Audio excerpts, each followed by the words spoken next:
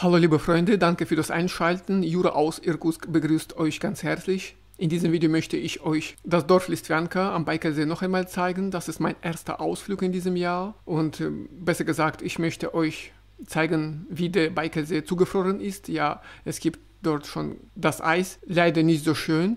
Ehrlich gesagt, für das schöne Eis und für das durchsichtige Eis muss man auf die Insel Olchon fahren. Dort ist das viel schöner und klarer. Aber hier in Listwanka kann man nur mit einem Luftkissenboot sehr gut fahren. Es gibt viele Angebote. Die Auswahl an Luftkissenbooten ist sehr groß und ja, kein Problem damit. Heute habe ich dort in Listwanka sehr viele Touristen gesehen. Das waren meistens Russen.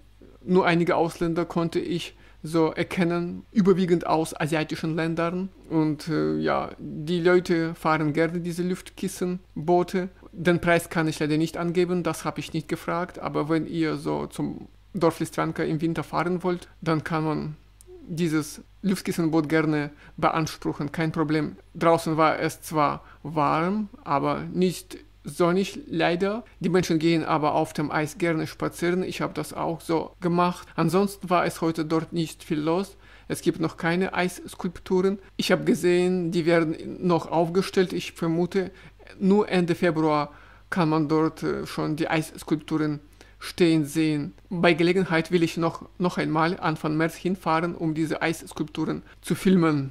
Ja, und dann muss auch die Sonne gut scheinen. Ehrlich gesagt ist das Wochenende keine gute Zeit für einen Ausflug zum Dorf Listwanka.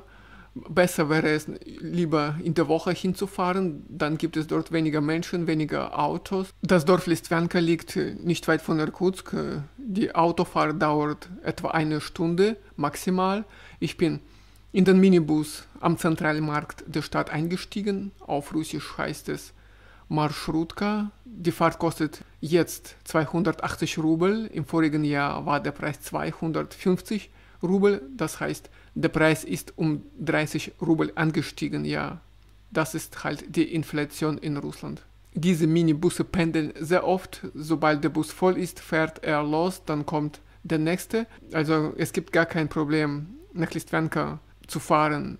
Auf dem Rückweg muss man dann den Sitzplatz im Voraus buchen oder bestellen, damit ihr sicher seid, dass ihr den Platz bekommen könnt.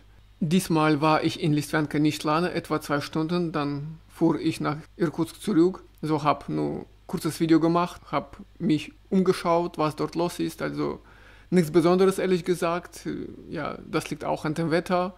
Bei mehr Sonne wäre die Gegend viel schöner und hoffentlich gibt es dann mehr Sonne Anfang März. Aber jetzt ist das keine gute Zeit, ehrlich gesagt. Die Insel Olchon wäre momentan viel besser und viel interessanter, aber so ein Ausflug auf die Insel ist eine andere Geschichte, kostet mehr Geld und braucht mindestens 3 Tage für so eine Reise bis dahin.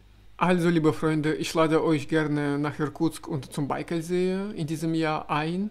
Hoffentlich haben wir bald den Frieden in der Ukraine und dann muss das Reisen sicherer werden. Aber auch wenn nicht, dann gibt es trotzdem immer noch die Möglichkeit, nach Irkutsk anzureisen. Es gibt immer Umwege, man muss nach ihnen nur suchen. Ja, wo der Wille ist, ist auch ein Weg, sagt der Volksmund.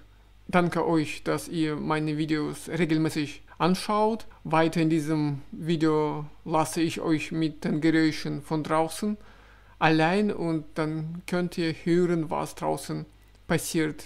Ich wünsche euch alles Gute im Alltag und wir sehen uns bald wieder. Bis dann. Tschüss.